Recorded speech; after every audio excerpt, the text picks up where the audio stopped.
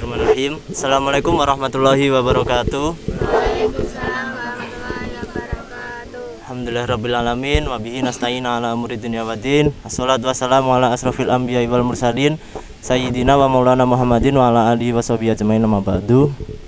Yang terhormat Bapak Kaprodi Pak Hariri, dan yang saya hormati Bapak Rohman, Bapak Fikri, dan sekaligus pemateri pada siang hari ini Bapak Fikri 2. Syukur alhamdulillah kehadirat Allah Subhanahu wa taala, pada kesempatan siang hari ini kita bisa berkumpul bermuajahah dengan keadaan sehat walafiat, sehat jasmani, rohani maupun ekonomi.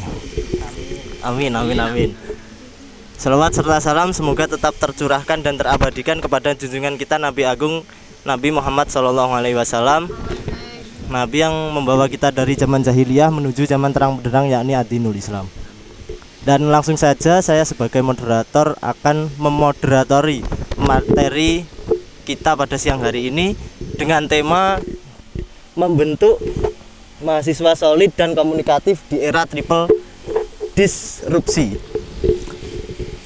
Bagi kawan-kawan mahasiswa baru, sebelumnya ada nggak dari kata ini yang belum dipahami? Disrupsi itu apa, teman-teman? Disrupsi nggak tahu? Teman-teman bawa HP kan, browsing. Disrupsi nggak apa-apa browsing di sini. Ada sinyal kok. Tergantung datanya. Ada sinyal di sini. Nggak boleh sebut merek tapi ya. Tipe disrupsi Nggak tahu. itu perubahan. Kalau nggak tahu ya udah, nggak apa-apa, nanti diterangkan sama pemateri ya kan? Hah? Ya. Apa? Belum tahu. Belum tahu. Nah, yang belum tahu nanti pertanyaan-pertanyaannya nanti disimpan lalu ditanyakan kepada pemateri yang super spektakuler ini ya kan? Nah, sebelumnya Pak Fikri ini lulusan dari mana, Pak? UINSA Surabaya, dan sekarang mengajar di jurusan KPI, Komunikasi Penyiaran Islam di Unum Blitar, dan mau meneruskan S3-nya, Pak. S3 di Turki. Sangat spektakuler ya kan? Aplausnya mana sekali lagi? Dan langsung saja untuk pemateri Bapak Fikri, waktu dan tempat saya persilahkan untuk menerangkan tema Osjur siang hari ini. Monggo. Baik, terima kasih banyak Mas Balia atas kesempatannya. Assalamualaikum warahmatullahi wabarakatuh. Waalaikumsalam warahmatullahi wabarakatuh. Alhamdulillahirabbil alamin wa bihi nasta'inu ala umuri dunya waddin sayyidina wa habibina wa syafi'ina wa maulana Muhammadin wa ala alihi wa sahbihi ajmain, amma ba'du. Rabbi shrah li sadri wa yassir li amri wa hlul 'uqdatam min lisani yafqahu qawli. Baik teman-teman sekalian, terima kasih banyak sudah menyempatkan waktu, meluangkan waktunya untuk mengikuti barangkali osjur yang pertama kali ya. Osjur yang pertama kali, semoga saja bukan untuk terakhir kalinya ya kan.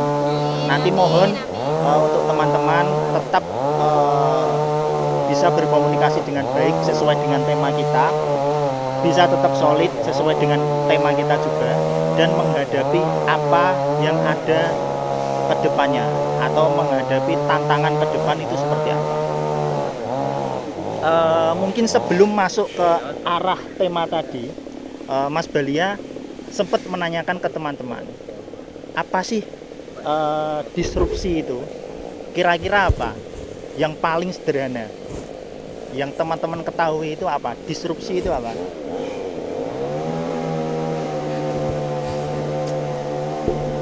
Ada yang bisa jawab?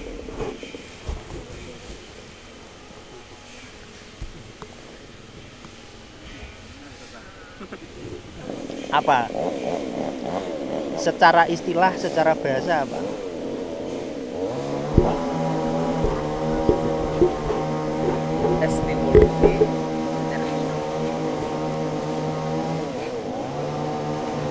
Apa? Kira-kira apa? Disrupsi.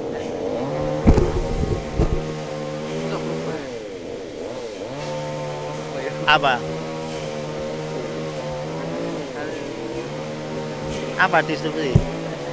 Nggak paham. Sudah buka kamus, di kamus coba apa? Di KBBI.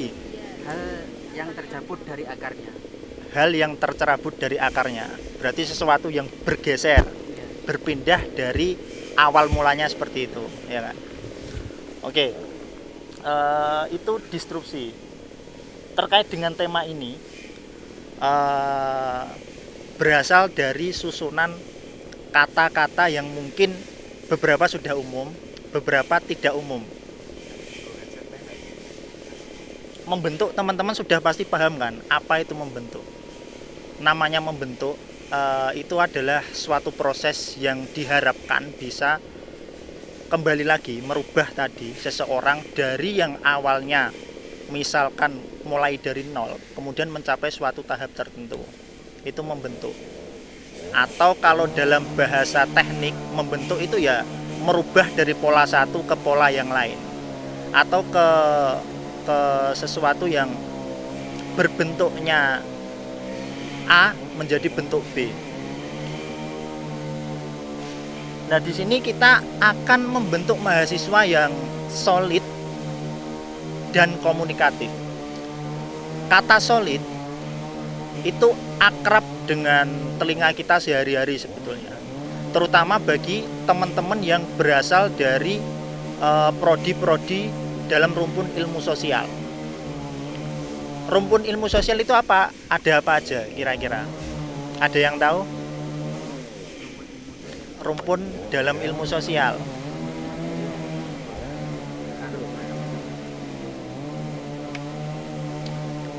Ada antropologi, kemudian ada sosiologi. Dulu waktu IPS belajar apa? Ekonomi, geografi, ya kan? Nah, itulah hal-hal yang terkait dengan ilmu-ilmu sosial. Nah, ilmu sosial itu mengajari kita bahwa manusia itu tidak bisa hidup tanpa manusia yang lain. Maka teman-teman yang satu dengan teman-teman yang lain itu harus saling terhubung, saling ada ketergantungan. Jadi apabila teman-teman menjadi mahasiswa komunikasi, sudah selayaknya, sudah seharusnya menjalin apa yang namanya interaksi sosial. Interaksi sosial itu dibangun tidak hanya bagi teman yang kita kenal saja, tapi kita harus memulai sesuatu kepada bahkan orang yang belum pernah kita kenal, budaya yang belum pernah kita sentuh, dan bahkan wilayah yang belum pernah kita jamah. Nah, kita coba datangi tempat-tempat itu. Untuk apa? Bersosialisasi. Kemudian barangkali nanti berinteraksi dengan manusianya di sana, bergelut dengan budayanya yang ada di sana. Maka dari itu, teman-teman yang belajar ilmu sosial, terutama ilmu komunikasi, itu harus akrab dengan sesamanya. Sesamanya itu sebetulnya kalau kata Pak Hariri tidak hanya manusia. Kata Pak Hariri, sesama kita itu tidak hanya manusia, tapi ada alam juga, ya kan? Ada makhluk lain juga bahkan yang mungkin bisa kita ajak berinteraksi atau bersosialisasi. Nanti coba ke Padepokan Nursyad Sejati, ya kan? Nanti coba tanya bagaimana interaksi astral misalkan gitu. Bisa. Barangkali itu bisa diterjemahkan atau mungkin bisa dirasionalisasikan, enggak masalah. Kalau mungkin teman-teman bisa menemukan caranya nanti berkomunikasi dengan sesuatu yang berbeda dengan kita. Nah, mungkin teman-teman di sini banyak berkumpul dengan orang-orang yang sudah sejenis, orang-orang yang sudah dalam satu circle, orang-orang yang sudah dalam satu budaya yang sama, agama yang sama, latar belakang yang sama bahkan. Nah, coba nanti barangkali teman-teman, makanya kemudian untuk menggapai solidaritas itu kemudian muncul yang namanya komunitas. Komunitas terkecil atau organisasi terkecil itu kan ada keluarga. Keluarga itu bentuk organisasi atau komunitas terkecil yang teman-teman alami. Yang pertama itu keluarga. Nah, dari situlah teman-teman terbentuk. Kemudian keluar sedikit dari keluarga, ada lingkungan tetangga. Cobalah berkomunikasi. Jangan sampai teman-teman di luar berkomunikasinya, berinteraksinya baik, dikenal oleh semua orang di Blitar, tapi sama tetangga nggak akur. Jangan sampai orang komunikasi seperti itu. Jangan sampai orang yang belajar ilmu sosial malah abai dengan kejadian sosial di lingkungan sekitarnya. Jangan sampai. Makanya itu kita membentuk mahasiswa yang solid. Solid dalam artian itu apa? Erat. Yang namanya solid itu erat. Kemudian apabila disifati, solid itu menjadi solidaritas. Solidaritas itu mempererat. Kerukunan lah, bisa kita katakan kerukunan. Nah, kerukunan yang dibentuk itu jangan hanya pada orang yang sama-sama latar belakangnya, sama-sama pendidikannya, sama-sama jenis kelaminnya, sama-sama budayanya, sama-sama agamanya, jangan. Tapi cobalah kita melangkah ke suatu hal yang baru, sesuatu hal yang mungkin berbeda, bahkan tidak beririsan sama sekali dengan dunia teman-teman sebelumnya. Misalkan apa? Mas Ferry misalkan hidup di Blitar lama, kemudian tiba-tiba Mas Ferry mau nggak mau harus merantau ke Taiwan misalkan. Di Taiwan tidak ada orang Blitar misalkan. Mau nggak mau Mas Ferry harus berinteraksi dengan mungkin sesama orang Indonesia, tapi yang berbeda wilayah. Mungkin orang Manado yang tidak bisa berbahasa Jawa, mungkin orang Batak yang mungkin budayanya berbeda, unggah-ungguhnya berbeda. Nah itulah kemudian kita harus mulai membentuk solidaritas dengan orang yang berbeda. Nah makanya kemudian daripada itu ada yang namanya teori yang dikembangkan oleh interkultural, teori pertemuan antar budaya. Namanya teori developmental model of intercultural sensitivity. Jadi sensitivitas interkultural. Jadi teman-teman sensitivitas interkultural itu bertahap. Enggak langsung teman-teman sama orang yang dikenal langsung akrab, terus berteman, terus pacaran kan enggak. Iya. Ada prosesnya, ada tahapnya. Tanya Mas Balia. Enggak mungkin Mas Balia kenal 2 hari langsung pacaran, enggak mungkin. Perlu proses, perlu tahap-tahap, ya kan? Perlu pendalaman-pendalaman. Ta'aruf itu Pak ya. Ya. PDKT. Ta'aruf binikmah Pak. Wow. Ta'aruf bil hikmah. Ya. Binikmah. Binikmah. Nah, yang pertama dalam roda sensitivitas interkultural itu untuk mencapai solidaritas itu, yang pertama apa? Pasti orang bertemu dengan orang yang berbeda yang belum dikenal, yang pertama apa? Denial. Ada penolakan. Mas Ferry tiba-tiba ada orang datang kemudian, Mas pinjam motormu sama STNK. Apa langsung percaya? Enggak kan? Pasti menolak dulu. Ada penolakan. Atau misalkan Mas Ferry tiba-tiba diajak masuk ke gereja misalkan sama orang nggak dikenal, ayo ikut tahu ke gereja, tak baptis kamu, kan nggak tahu. Nah itu kan pasti ada denial, ada penolakan dulu. Kemudian naik lagi dari penolakan itu ada namanya defense, ada pertahanan. Jadi dalam naluri manusia itu pasti kita akan mempertahankan budaya kita sendiri, mempertahankan apa yang sudah kita yakini sebelumnya. Misalkan apa? Teman-teman memiliki latar belakang NU misalkan. Kemudian teman-teman masuk ke lingkungan yang lain, lingkungan Muhammadiyah, lingkungan LDII, atau lingkungan yang lainnya, atau lingkungan Kristen bahkan. Teman-teman masuk ke situ akan ada defense. Nggak masalah aku masuk gereja, yang penting aku nggak ikut baptis misalkan kayak gitu. Nggak masalah aku main ke gereja cuma di depannya aja misalkan kayak itu. Misalkan Mas Ferry yang sebelumnya anti pacaran itu udah mulai masuk, nggak apa-apa aku dulu anti pacaran, menolak, denial. Sekarang mungkin aku nggak pacaran tapi lihat orang pacaran dulu lah misalkan kayak gitu. Itu ada defense. Jadi dalam diri kita mempertahankan sesuatu yang ajaran yang sudah ada, kita mempertahankan dulu, tapi kita mulai mencari tahu gimana ya orang pacaran itu ya, kira-kira apa yang dilakukan ya misalkan kayak gitu. Nah itu udah mulai masuk, tapi tetap defense, tetap menjaga apa yang sudah diyakini. Kemudian naik lagi ke tahap selanjutnya. Tahap selanjutnya itu ada namanya minimisasi atau minimize. Kita meminimalisasi. Nah, pada tahap itu misalkan Mas Ferry yang sebelumnya cuma lihat-lihat orang pacaran, mencari tahu, udah mulai aku tak nyoba pacaran nih. kira-kira gimana ya kalau aku pacaran misalkan. Udah minimal, udah aku yang penting pacaran cuma mentok video call aja misalnya kayak gitu, nggak apa-apa, itu termasuk minimis. Jadi sudah ada interaksi yang tahap masuk ke tahap selanjutnya, ya kan. Tapi cintanya belum disegel itu, belum segel. Tapi masih kalau kata anak sekarang mungkin ini pacaran tapi belum pernah ketemu, kan ada kayak gitu. Jadi dia minimis, belum pernah ketemu sama sekali tapi suka loh, ada loh. Ada loh kayak gitu. Belum pernah ketemu sama sekali tapi suka, tapi nyaman, ya kan? Ada, Pak. Nah ya, banyak kan kayak Banyak. gitu. Nah, ya. Tapi lebih Itu termasuk minimis. Lah, kemudian pada tahap yang satunya rangkaian dari penolakan, denial, kemudian defense, kemudian minimis itu termasuk etnosentris. Jadi kita mempertahankan apa yang sudah menjadi ajaran kita sebelumnya, budaya kita sebelumnya. Kita mau menjaga itu, tapi lambat laun tetap akan berubah itu tadi. Kemudian selanjutnya ada namanya ACC, acceptance atau penerimaan. Nah, Mas Ferry udah mulai menerima, kayaknya komunitas Indonesia tanpa pacaran itu apa itu? Komunitas apa itu? Nggak berguna itu. apa itu? Ikut dong komunitas berpacaran syariah misalnya kayak gitu. Ya kan bisa. Ya kan, Infonya, Pak.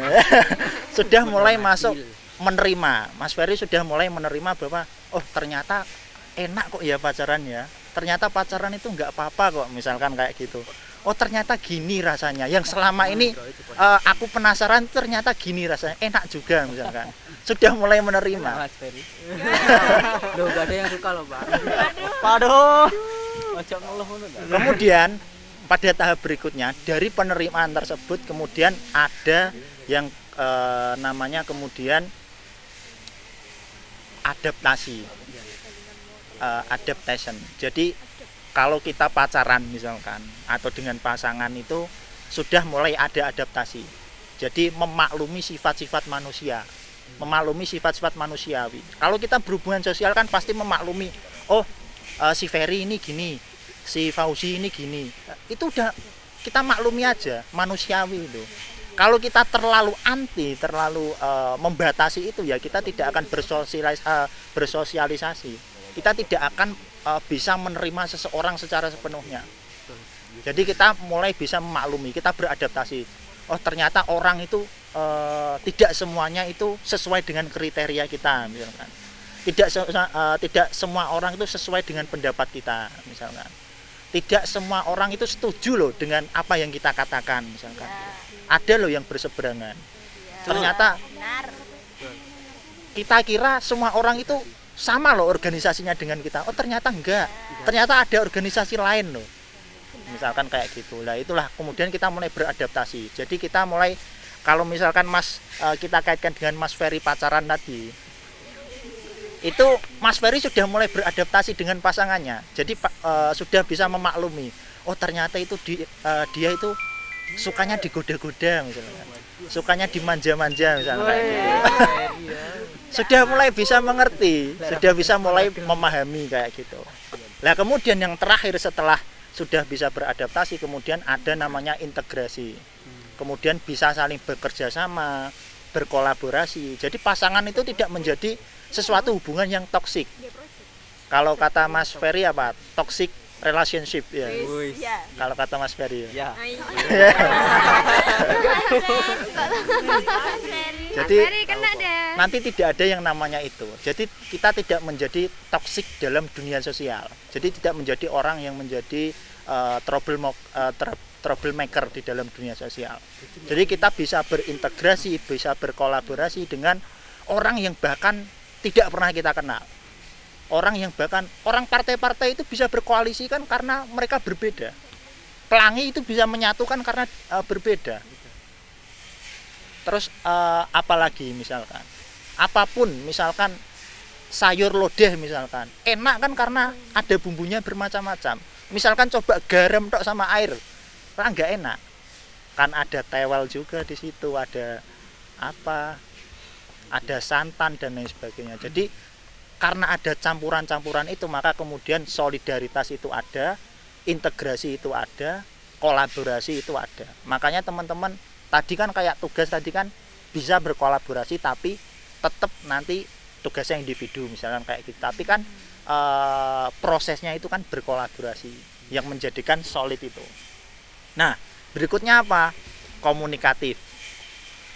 Pasti kan teman-teman nggak asing. Prodinya aja namanya komunikasi penyiaran Islam. Nah, komunikasi itu inti dari inti bahasa, inti daripada inti interaksi. Hampir bisa dicek seluruh apa yang ada di dunia ini, konflik sosial itu terjadi karena adanya miskomunikasi. Salah paham, berbeda persepsi, berbeda pandangan, pesan tidak sampai. Itu karena apa? Komunikasinya tidak sampai, tidak pas. Misalkan Mas Ferry tadi, misalkan pacarnya Sunda gak bisa bahasa Jawa, tapi Mas Ferry maksa pakai bahasa Jawa kromo inggil misalkan, ya nggak akan sampai, nggak akan sinkron. Maka dari itu komunikasi itu kita perlu tahu kadar informasi seseorang, kemudian pesan yang kita sampaikan itu sampai mana, kira-kira sampai ke telinganya enggak, atau sampai telinga kanan keluar telinga kiri, atau sampai merasuk ke dalam hatinya enggak, kayak gitu. Misalkan itu pesan-pesan yang bersifat romantis kalau kata Mas Ferry, jadi bisa masuk enggak kata-kata kita, rangkaian kata-kata gini misalkan.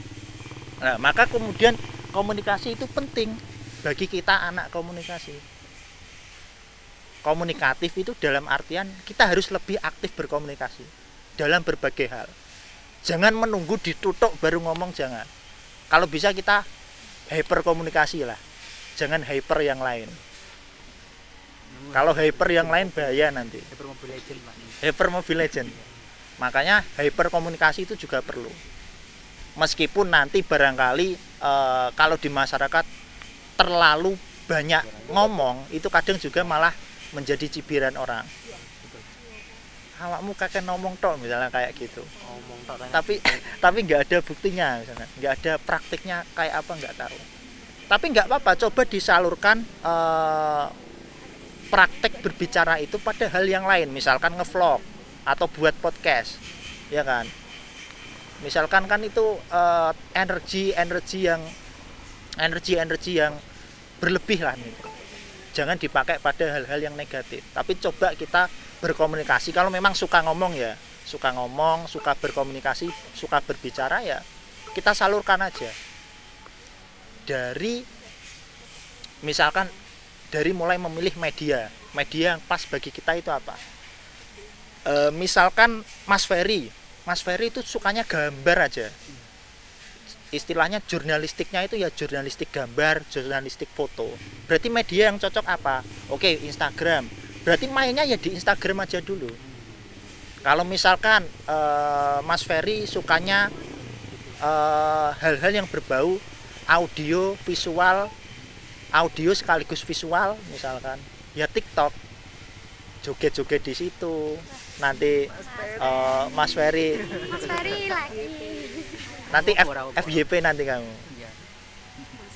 bisa nanti.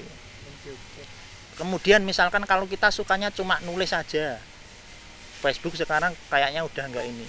Kalau Facebook mungkin bisa menulis di situ, cuma kalau tulisan biasanya sekarang ada blog juga, kemudian ada website yang berbasis tulisan itu juga banyak. Kemudian kalau misalkan sukanya apa, sukanya nggak kelihatan mukanya tapi kita ngomong, ya podcast ada, radio ada, Spotify ada, noise ada. Ya kita mulai memahami media-media tersebut. Sekarang kan Instagram aslinya sudah mulai tercerabut dari akarnya, sudah mulai terdisrupsi oleh TikTok dia. Dari Snap story, Instagram story itu kan dia mengambil dari Snapgram. Kemudian sekarang Reel dia kan mengambil dari TikTok. Dan aslinya Instagram itu kan secara core-nya, secara pondasinya itu ya visual gambar. Tapi sekarang dia udah enggak. Sekarang teman-teman kalau enggak Reel malah enggak keluar di pencarian. Enggak FYP teman-teman. Enggak keluar di beranda. Tapi kalau teman-teman cuma postingnya gambar, kemudian bahkan tulisan, itu interaksinya sulit. Karena sekarang yang paling lama menonton itulah yang nanti akan muncul. Interaksinya paling banyak itu sepersekian detik. Makanya sekarang kan ada slide. Misalkan gambar kan nggak cuma satu gambar.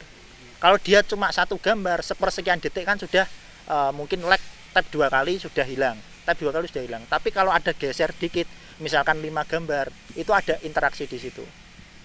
Nanti akan memunculkan kita pada kalau istilahnya backlink. Jadi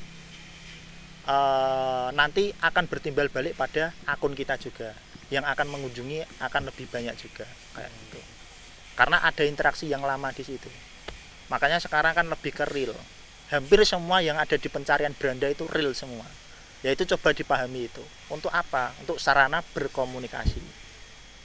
Jangan anggap teman-teman introvert, saya introvert tapi suka foto. Nggak ada introvert suka foto kemudian memajang fotonya di mana-mana, itu nggak ada.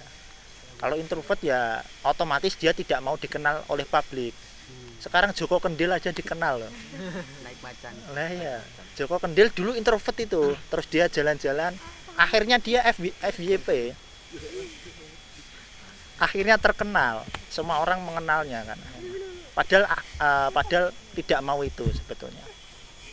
Oke, selanjutnya kita masuk di era mungkin singkat saja, nanti kita masuk tanya jawab, habis itu kita lanjutkan materi berikutnya. Kita masuk ke era triple disrupsi. Triple itu apa? Triple 3 kali bertubi-tubi ya. Bertubi-tubi. Jadi triple itu ya 3 kali atau bisa dikatakan berkali-kali. Disrupsi. Jadi kita tercerabut dari akar kita. Jadi kita bergeser dari apa yang sebelumnya sudah kita yakini, sudah kita anggap itu udah paten, udah nggak bisa dirubah. Tapi ternyata nyatanya dunia ini berubah. Dunia ini bergeser. Dunia ini tidak bisa kita duga-duga, tidak bisa kita sangka-sangka. Triple disrupsi itu apa aja? Yang pertama, perubahan iklim, perubahan ekosistem. Musim hujan sekarang kan tidak bisa kita prediksi. Kutub selatan, kutub utara mencair. Kemudian curah hujan tidak menentu. Kemudian di belahan-belahan dunia yang tidak pernah kekurangan sama sekali atau tidak pernah kekeringan sama sekali, sekarang sudah mulai kekeringan. Seperti di Amerika itu ada waduk.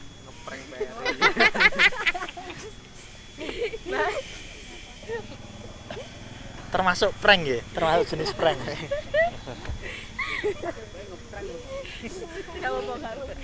Emang Ferry ini kayaknya cocok sekali menjadi bintang iklan ini. Bakat di prank kamu, Ren? Kan saya mau membantu. Oh iya, Bakat di prank. niatnya udah baik gitu. Cuma kan kadang ya itu harus kita memaklumi. Oh iya, ternyata seolah-olah butuh bantuan tapi ternyata tidak. Ya, ternyata tidak. Seolah-olah suka kita tapi ternyata tidak. Makanya itu kamu jangan tertipu, Ferry. Kamu harus bisa lebih jauh mengetahui. Lebih jauh mengolah lagi. Kira-kira iya apa enggak misalkan gitu. Harus bisa menentukan. Ya itu termasuk dari komunikatif itu tadi. Lah, triple disrupsi yang pertama itu ya perubahan ekosistem, perubahan alam. Jadi di Amerika itu ada waduk yang tidak pernah kering, tapi sekarang kering. Kemudian di beberapa Indonesia itu termasuk masih stabil lah, masih mending. Kita berada di iklim tropis itu masih mending daripada negara-negara dunia yang lain. Ada negara yang selama 24 jam itu matahari tidak tenggelam. Ada beberapa belahan dunia itu ada yang sampai 24 jam matahari tidak tenggelam. Kemudian ada yang cuma malamnya beberapa jam, paginya beberapa jam dan sebagainya. Kita hampir imbang, 12 jam. Tapi kan alam itu kan seperti sekarang ini di Blitar kan, yang dulunya nggak pernah banjir sekarang kan sudah mulai banjir. Ada apa itu? Kan ada perubahan iklim, ada perubahan sesuatu yang sebelumnya tidak kita duga, ternyata terduga, ternyata ada juga. Di Sutojayan misalkan tiba-tiba ada banjir dan lain sebagainya. Kemudian yang kedua apa? Perkembangan teknologi informasi komunikasi. Jadi dengan perkembangan teknologi komunikasi informasi ini menjadikan dunia kita menjadi aneh, menjadi serba instan, yang kemudian membuat manusia malas ngapa-ngapain. Misalkan makan ya GoFood atau GrabFood. Misalkan kita butuh kemana ya diantar. Misalkan kita mau apa, akhirnya manusia ini menjadi malas. Misalkan masak, dulu kalau masak nasi misalkan, kan harus ada prosesnya, menanak nasi dulu dan sebagainya. Tapi sekarang udah ada Magicom, tinggal cetek. Bahkan lagunya Nasi Daria itu kan nyata itu, kita apapun ditemani mesin, tidur ditemani mesin, terus kita apa-apa ditemani mesin. Nyata itu lagunya Nasi Daria. Nasi Daria apa enggak? Tahu kan? Tahun 2000. Biasanya Nah itu. Nah itu kan kita tidur misalkan ditemani kipas angin, ditemani AC, kan ditemani mesin. Iya. Dalam hal apapun kita sekarang mengandalkan mesin. Bahkan ketika kita bangun tidur yang dicari apa? Paling awal HP. P. Kalau misalkan ada masalah apa misalkan, jadi semuanya aib-aib bahkan itu sekarang ada cuma di genggaman itu, di HP itu aja. Nah itulah termasuk perkembangan teknologi informasi komunikasi. Yang ketiga apa? Era yang ketiga, disrupsi yang ketiga itu adalah pasca pandemi COVID-19. Jadi era post pandemik. Jadi kita masuk di era post pandemik sekarang. Jadi era di mana kita sudah melampaui apa itu pandemi. Jadi apa itu corona, apa itu COVID-19. Jadi pada saat ini kita mau tidak mau ada yang namanya hidup new normal.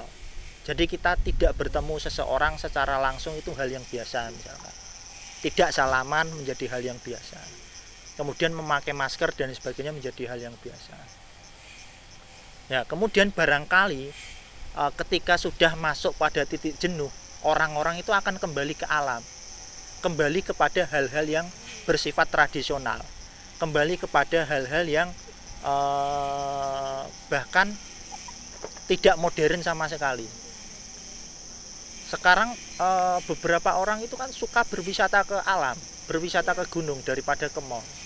Padahal mall diciptakan untuk ya biar orang-orang sudah tidak ke alam lagi, tidak ke hutan lagi. Tapi sekarang kebalikannya, orang-orang malah kembali lagi ke alam, kembali lagi ke zaman dahulu, bakar-bakar, kemudian tidur di tenda dan lain sebagainya. Yaitu termasuk seseorang akan mencapai titik jenuh. Makanya kemudian teman-teman harus bisa memahami titik puncaknya itu sampai mana.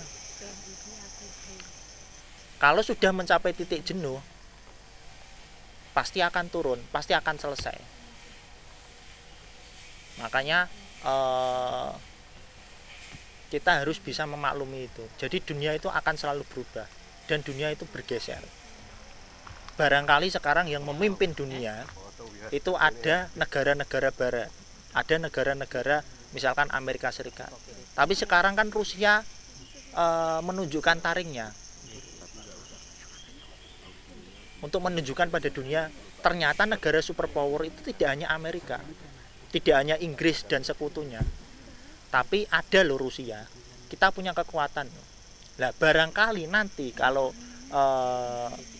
pecah perang dunia yang ketiga misalkan, kemudian Rusia dan Cina, Tiongkok menang, ya tatanan dunia kita akan berubah lagi. Dari mulai nilai mata uang, kemudian acuan suku bunga, sejarah bahkan dan lain sebagainya akan berubah, dan kita harus siap untuk menghadapi itu. Lah itulah maka diperlukan sosok mahasiswa yang tetap solid, aktif di lingkungan sosialnya, kemudian juga dia bisa berkomunikasi dengan baik, tapi dia juga bisa menghadapi era terbaru, era terkini, era triple disrupsi ini. Jadi dia bisa melewati itu. Jadi bisa mengikuti perkembangan zaman, tidak lepas dari yang namanya tidak menolak zaman, tapi dia bisa mengalir, bisa beradaptasi, bisa menyatu, bahkan berkolaborasi dengan zaman tersebut. Mungkin saya kira itu Mas ya, sementara ya. Oke. Mungkin cukup sekian. Barangkali kita lanjutkan tanya jawab sebentar, barangkali kalau ada pertanyaan. Kemudian nanti selanjutnya dilanjutkan materi. Terima kasih. Oke, terima kasih Bapak selaku pemateri. Dan dari teman-teman ada yang ditanyakan dari terkait apa yang disampaikan pemateri tadi di yang ada di tema ataupun yang di luar tema juga nggak apa-apa. Itu yang di pojok silahkan. Pojok sangat ramai sekali ya Bun. Silahkan bertanya, Mas Ferry, monggo. Mas Ferry Sihaan.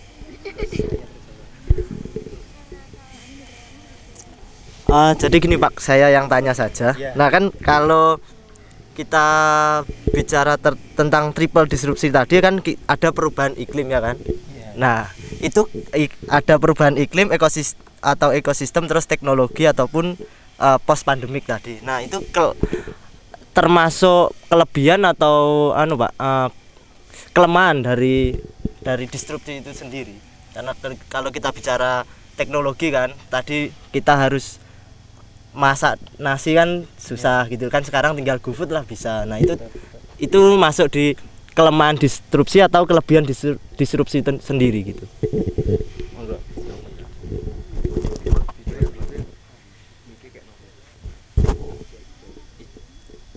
Langsung dijawab.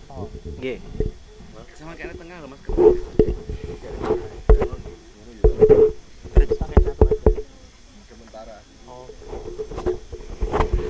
Baik, terima kasih Mas Balia. Merespon terkait hal tersebut, saya pernah mengikuti diskusi terkait dengan triple disrupsi itu. Sekarang mulai dikenalkan oleh Universitas Gadjah Mada. Jadi UGM itu mendorong akademisi dari mulai mahasiswa, praktisi, peneliti, bahkan dosen itu untuk menulis terkait dengan triple disrupsi. Jadi kita berada di era yang mana itu sebelumnya belum pernah terjadi. Jadi ada era 3 hal sekaligus mengalami perubahan. Jadi post pandemik, teknologi informasi komunikasi yang begitu cepatnya, kemudian ekosistem lingkungan juga berubah. Kita berada di kondisi yang sangat sulit sebetulnya. Nah itu kira-kira menguntungkan atau tidak? Nah teman-teman di UGM itu sepakat dulu itu bahwa menjadi sebuah keuntungan atau menjadi sebuah benefit sekaligus tidak.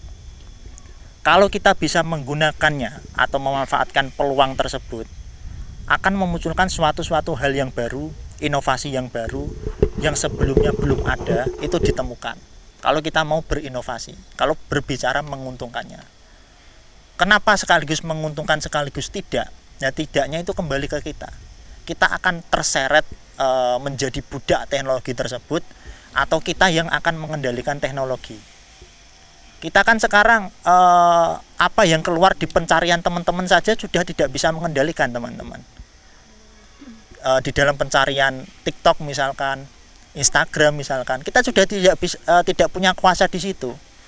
Misalkan kalau yang teman-teman follow akunnya sepak bola semua, ya keluarnya akan sepak bola semua.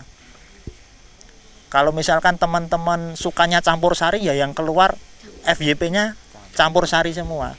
Kita tidak bisa mengendalikan itu. Yang keluar nanti akunnya siapa itu nggak tahu.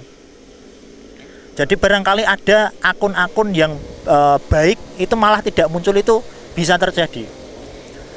Jadi yang patut disayangkan ya, di Indonesia itu ternyata karena kita sebagai pengkonsumsi media sosial terbanyak di dunia untuk media-media barat, karena Tiongkok sebetulnya mengkonsumsi cuma karena Tiongkok punya media sendiri, jadi punya filter sendiri Tiongkok.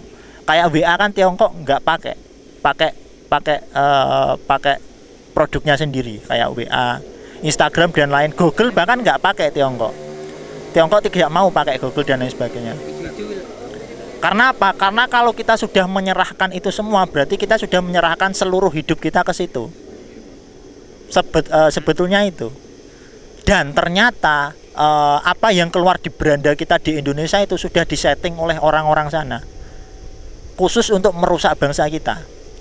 Jadi di luar itu baik-baik semua, edukasi semua, kebanyakan yang keluar di kolom pencarian itu, di beranda itu yang keluar yang baik-baik semua, iklan-iklan dan lain sebagainya. Tapi kalau di kita itu enggak, kita hampir browsing apapun pasti ada iklan yang berbau seksual, ya enggak? Betul, apalagi di share it ya kan. Di dalam hal apapun pasti ada itu. Yang punya share it. Wong kadang kita Al-Quran online itu aja loh, aplikasi Al-Quran itu yang keluar hal-hal yang berbau seksual, ya kan? Kita tidak bisa mengendalikan itu. Lah, yang bisa kita kendalikan kemudian kembali kepada apa? Yang namanya filsafat stoik tadi. Kita hanya bisa mempunyai kuasa mengendalikan apa yang kita bisa rubah saja. Selebihnya yang tidak bisa kita rubah jangan difikirkan. Agar apa? Tidak stres, agar tidak depresi di era disrupsi. Kan malah ribet nanti. Udah depresi di era disrupsi. Nah, makanya kita harus punya kendali. Kendalinya apa ya? Diri kita sendiri itu tadi. Misalkan teman-teman mengerjakan tugas UTS UAS secara maksimal itu bisa. Tapi untuk nilai kan teman-teman tidak bisa ikut campur urusan nilai. Lah, tidak usah pusing masalah nilai.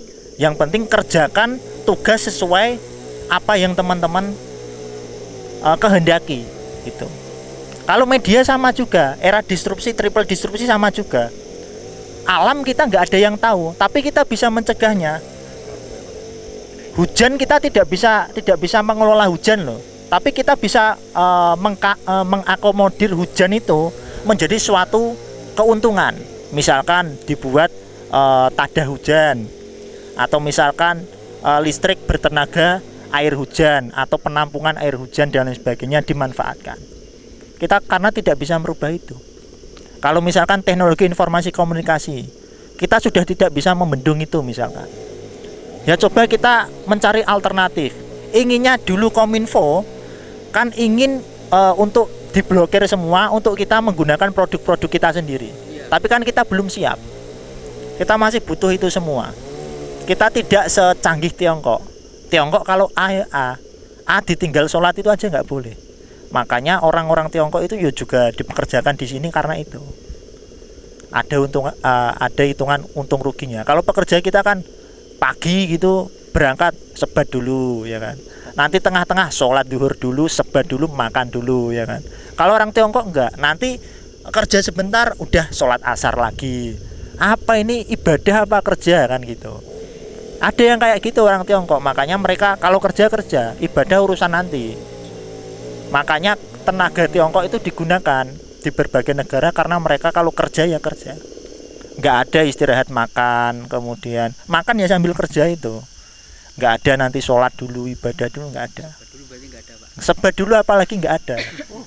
Kalau jalan tol itu yang pekerjaannya orang kita semua ya sebat dulu semua itu.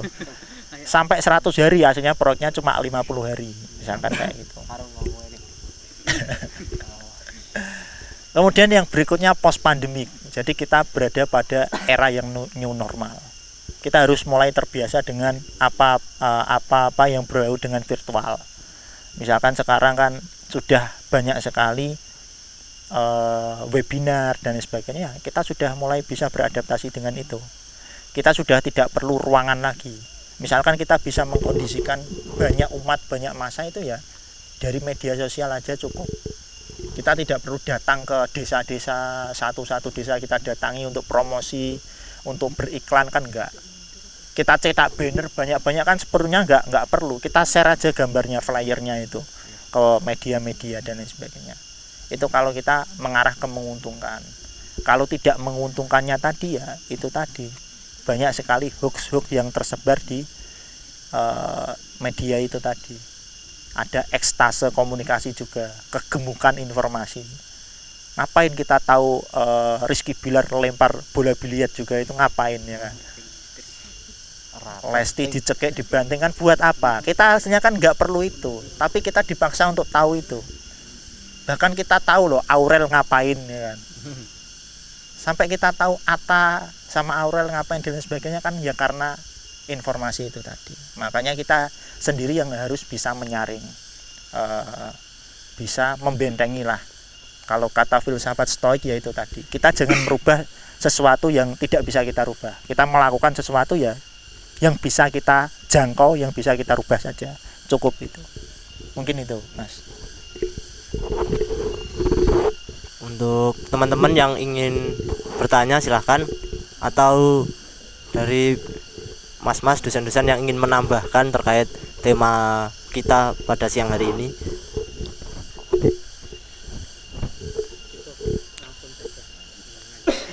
Cukup. Oh ya, mungkin itu saja ya pemateri. Terima kasih sudah menyampaikan materi pada siang hari ini. Oplosnya untuk pemateri kita siang hari ini. Dan mungkin itu saja yang bisa kita sampaikan pada siang hari ini. Ada kata-kata dari saya, sedikit kata-kata dari saya. Hidup yang dipertaruhkan harus kita menangkan, gitu kira-kira. Billahi taufiq wal hidayah wa ridha wal inayah. Assalamualaikum warahmatullahi wabarakatuh.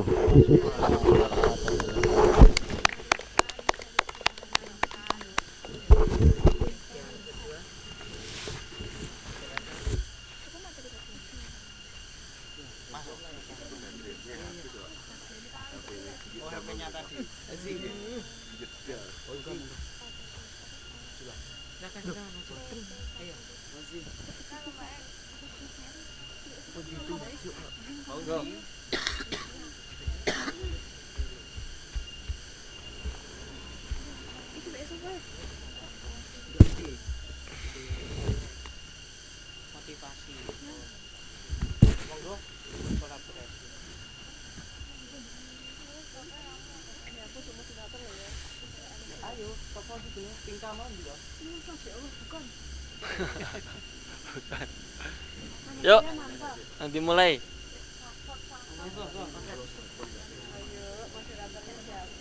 Yuk Mas Ferry yuk. Kancane aku kene yuk.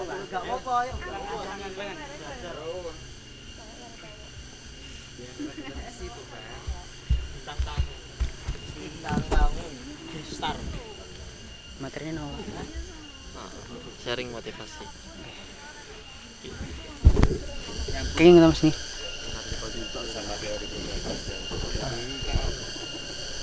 Cek. Semuanya kayaknya benar Pak.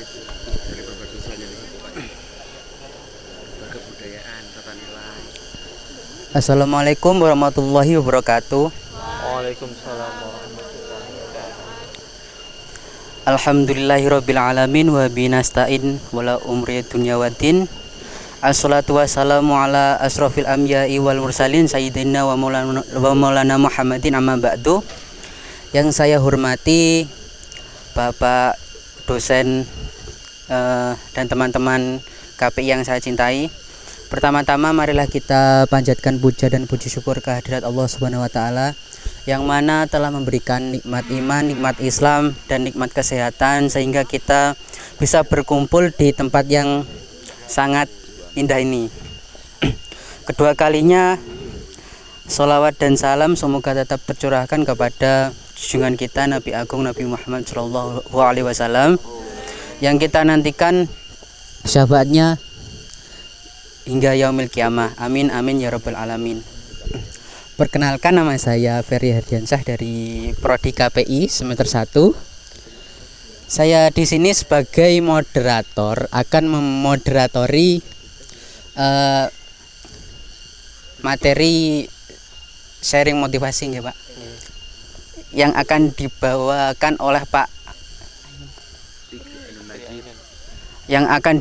oleh Pak Fikri Ainun.